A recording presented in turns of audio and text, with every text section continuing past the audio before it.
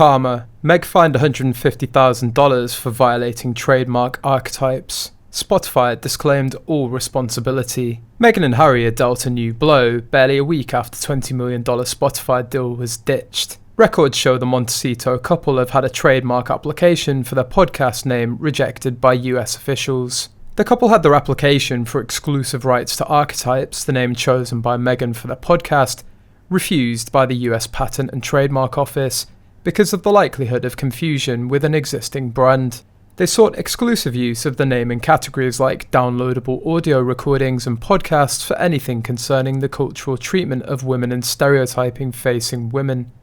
But it was refused due to an existing trademark by Arizonian firm Archetypes LLC, which sought exclusive use in 2015 for a series of books and articles about nutrition, fitness, psychological self-improvement, and more. The couple's lawyer, Marjorie Witter Norman of Los Angeles firm Wilkie, Farr & Gallagher, has applied for another 3 months in which to finesse the archetype application.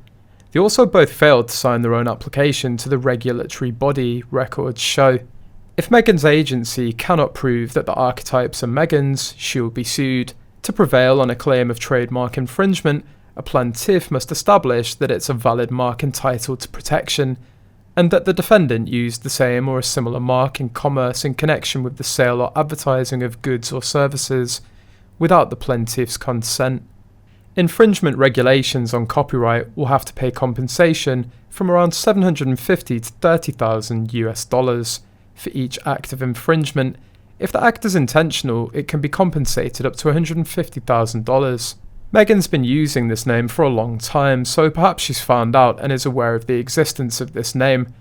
Now that Spotify has cancelled a contract, they're irrelevant if Meghan's podcast is sued. She is responsible for the content and copyright.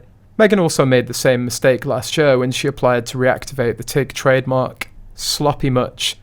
How do their lawyers lodge unsigned applications? Sue Smith on a channel slammed Meghan.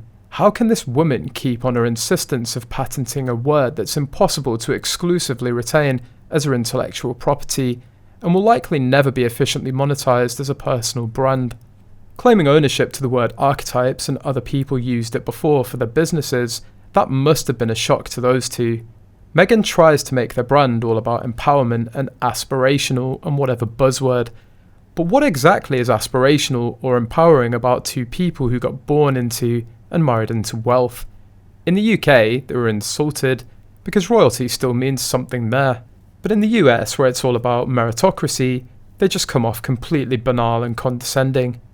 Now no one is interested in anything involving Meghan and particularly archetypes. The universal ridicule at her inability to grasp just the basic meaning of the word is enough to ensure no one is touching this with a barge pole.